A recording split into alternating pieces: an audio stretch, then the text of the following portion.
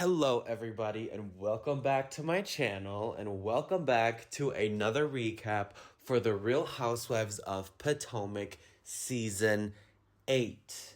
And baby, this is going to be a double recap. It's not going to be long.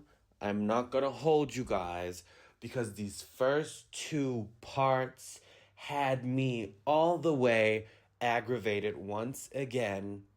And I am seriously debating, based on who is going to be coming back next season, whether or not I will be tuned in to season 9. But anyways, let us get right into this double recap. And I'm gonna be really honest with you. These two parts gave me absolutely nothing but slight headaches. Not a lot happened. The segments between each and every single housewife are all over the place. I feel like Andy is very uninterested and disengaged. The favoritism on this cast is low-key crazy as hell. It is very clear that Andy and production definitely do favor Gizelle and Robyn because, baby, when I tell you I would have grilled Robyn on her segment, you are sitting there for 8 years. Year after year, you give us nothing. You had the chance to become this season's MVP, but you once again chose to hide your storyline. You chose to put it behind a $5 paywall. So what should the consequences be? Should she be coming back to next season? I'm telling you this. If Robyn, Ashley, and Gizelle are all three coming back to season 9, I might have to skip that one. I might tune in when season 9 is over and I'm really bored and I have nothing else to do. But they have to at least, and I really do dislike Gizelle. Don't get me wrong. I will be getting her all the way together in this recap as well.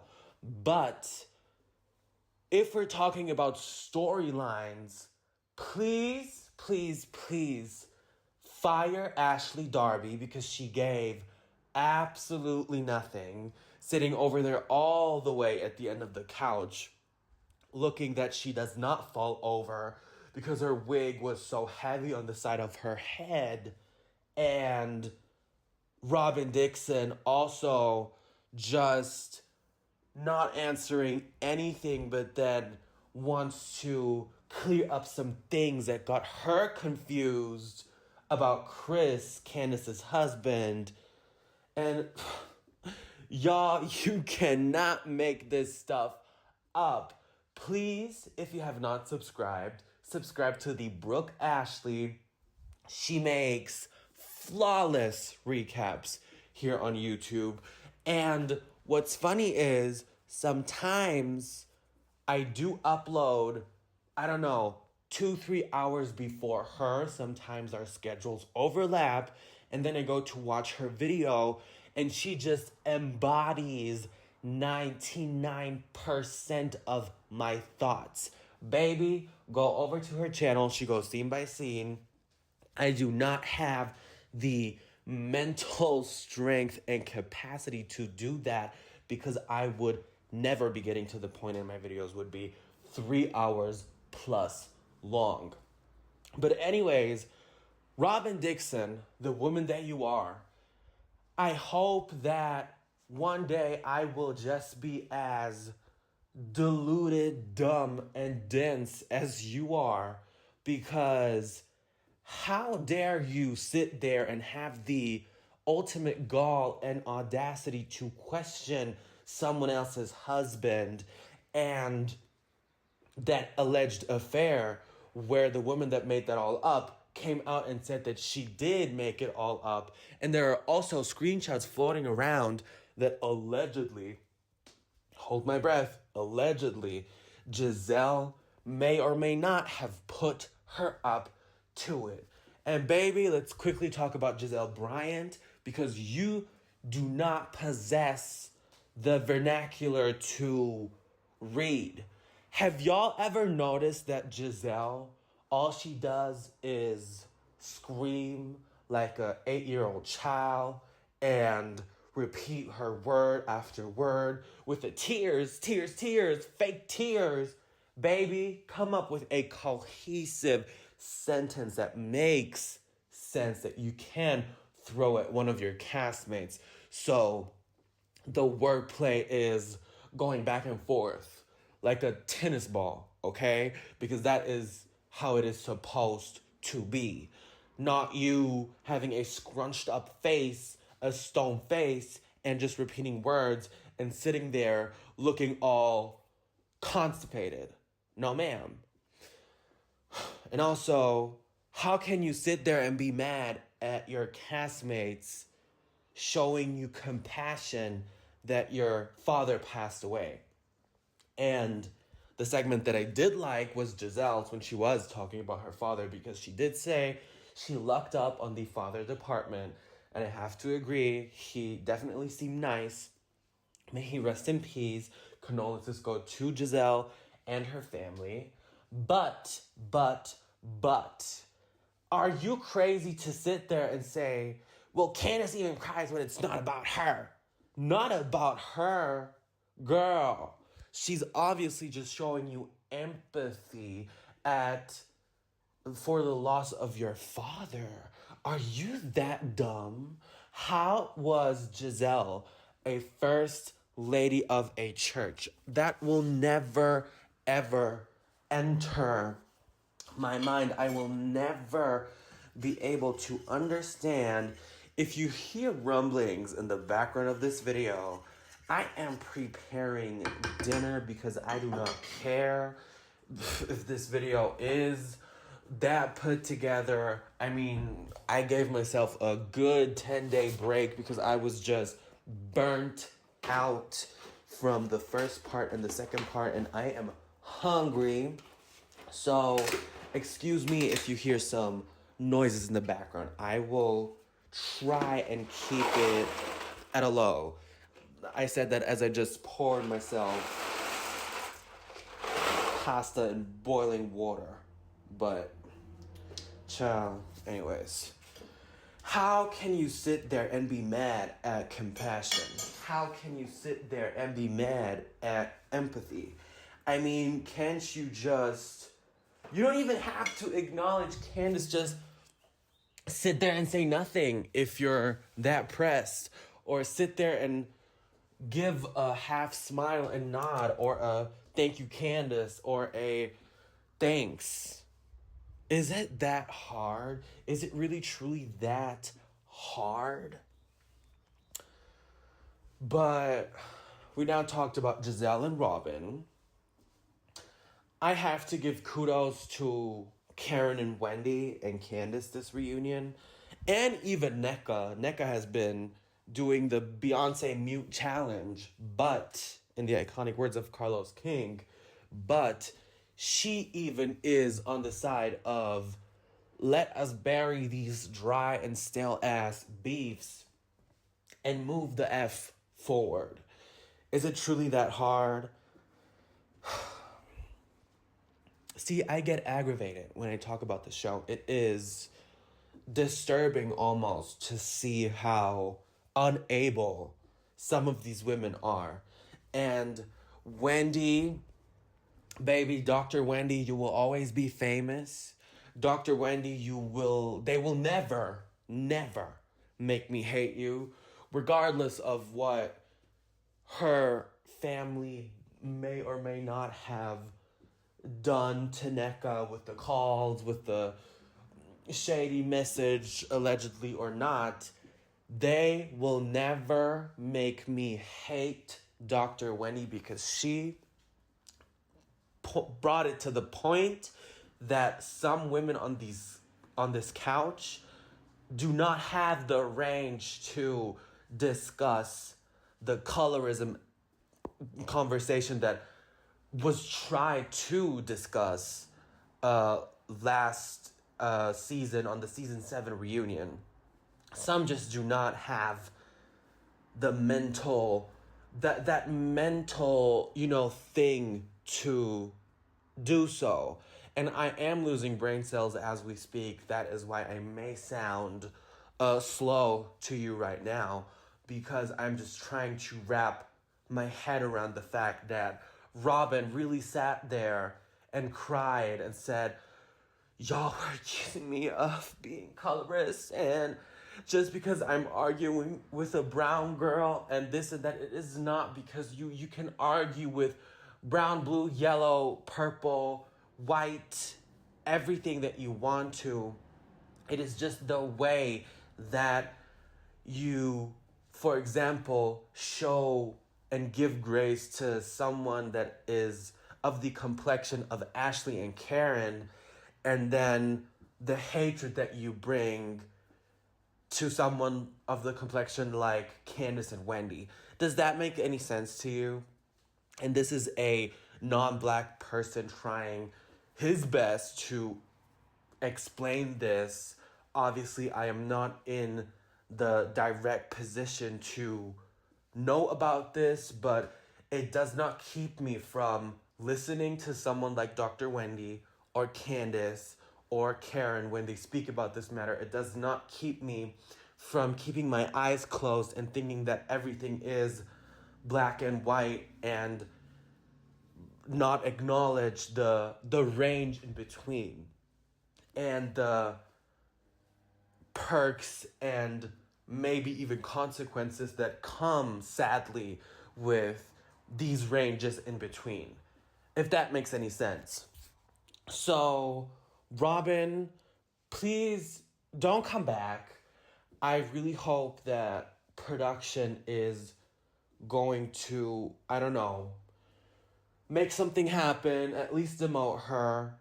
Gizelle, I don't care if she stays or not. I would be interested to see how she does behave and how she does, find herself with the women that she usually does not hang with. And that would be Robyn. Because if Robyn would be gone, how interesting would it actually be to see, could she be getting along with Dr. Wendy and co?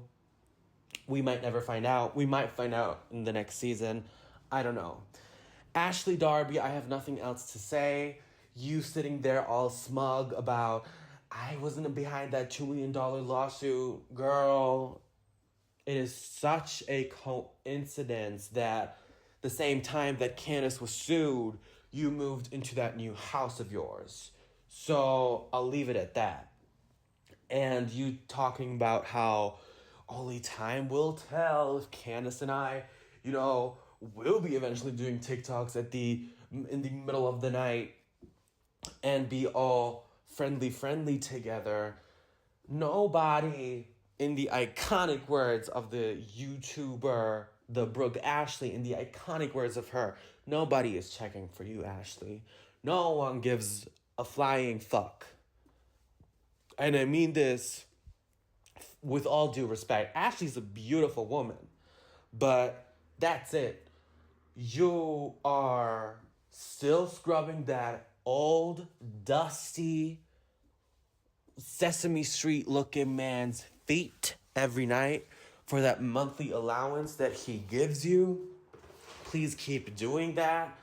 I am not interested in her in her stirring the pot every single time she can. It was fun actually to watch Ashley spar with some of these women in the beginnings of the series when she came onto season 1. But I'm done. And also, Robyn, what comes to mind really quickly, and I maybe really should take notes on my future recaps because this is all over the place, honey.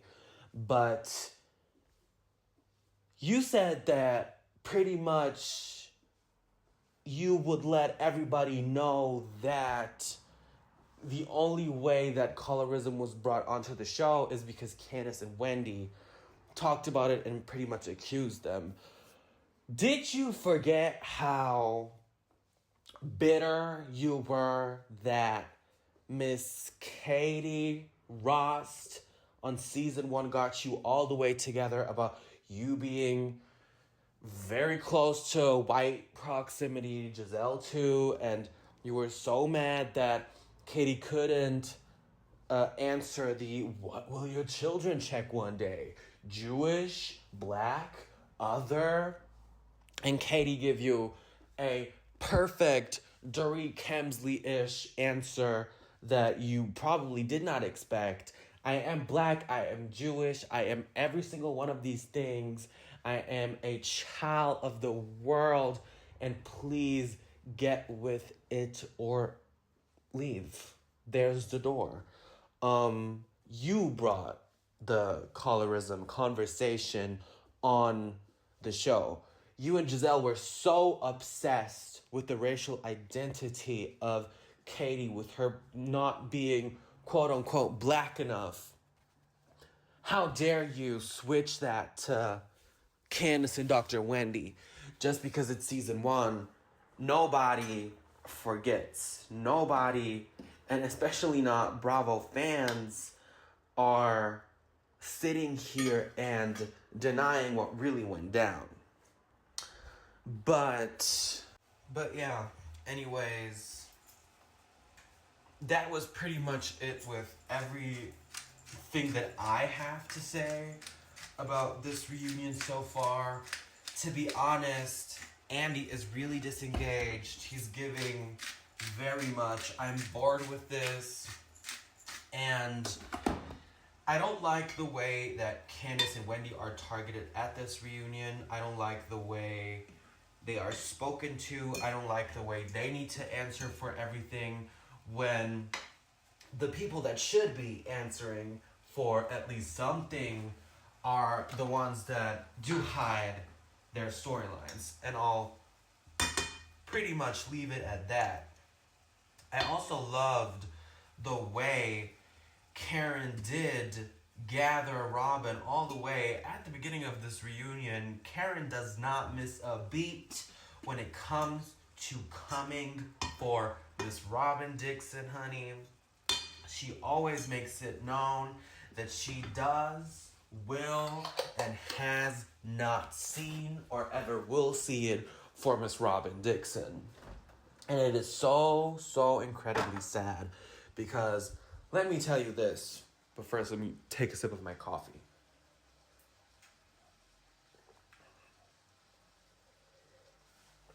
Delicious. Let me tell you this. Robyn somehow managed to be the breadwinner of her home, which she deserves some acknowledgement for that and respect. She somehow made it through 8 seasons of reality TV without having a storyline. So apparently she must be doing something right, I guess. She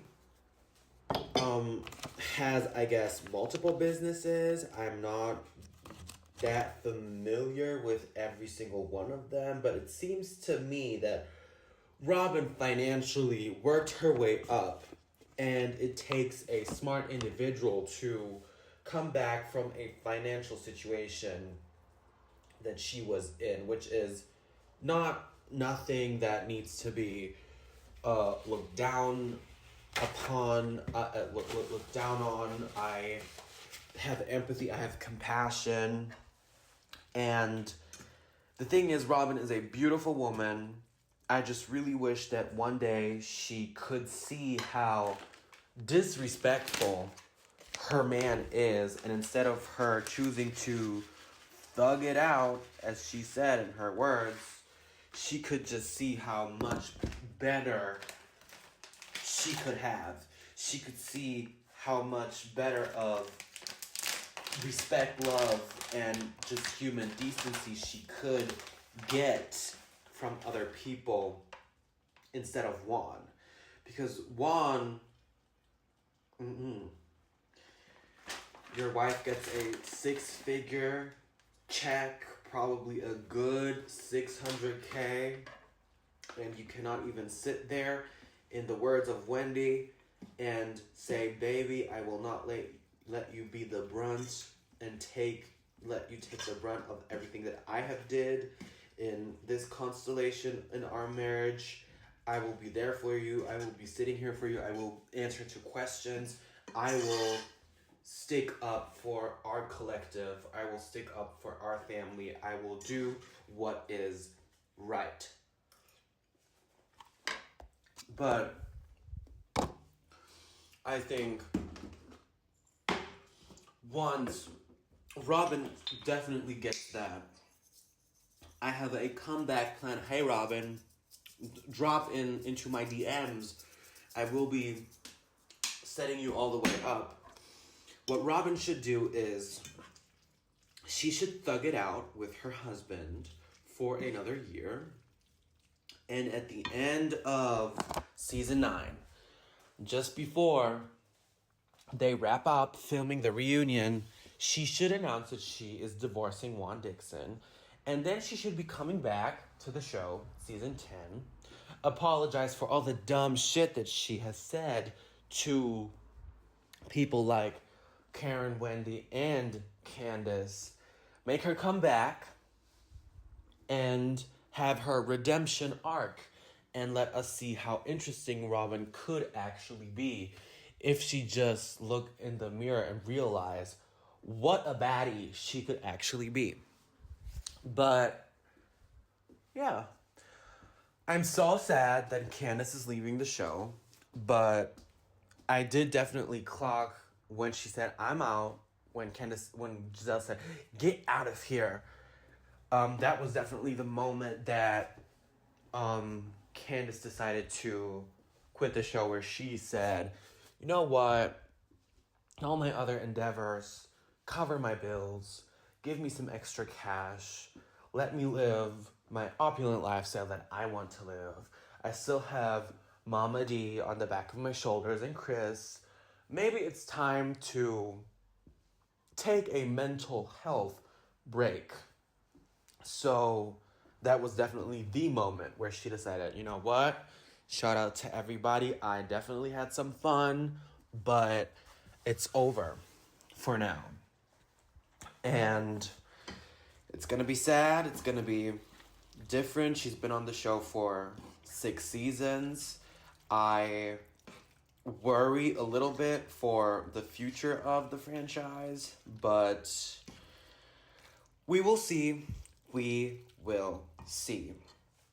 To quickly touch on other news that are going on in the Bravo world, we have Rihanna,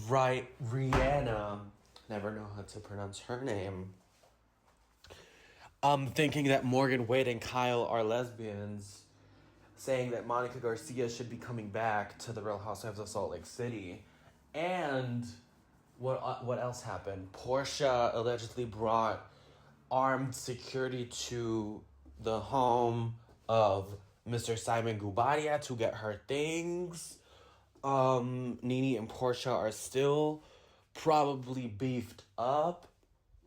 The Bravo verse has been really dry. It has honestly been in its flop era. It has been announced that BravoCon 2024 is canceled. Probably never was planned. The next one is going to be in 2025, November 17 to 18, and maybe 16 as well. And that's going to be in a year and a half. The Real Housewives of Dubai trailer dropped today. It looked pretty good, but reviews are mixed.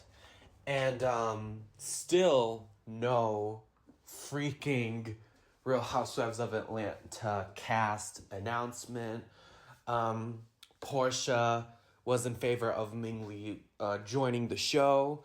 And yeah, that is pretty much all that happened in the Real Housewives universe. Let me know what you think of the first two parts of the Real Housewives of Potomac reunion of season 8. Share your thoughts with me. Keep it cute, keep it nice, keep it respectful as always. Like and subscribe, hit the notification bell so you do not miss out on any other form of content from me. And I'll make sure to see you guys in my next one. Thanks so much for watching.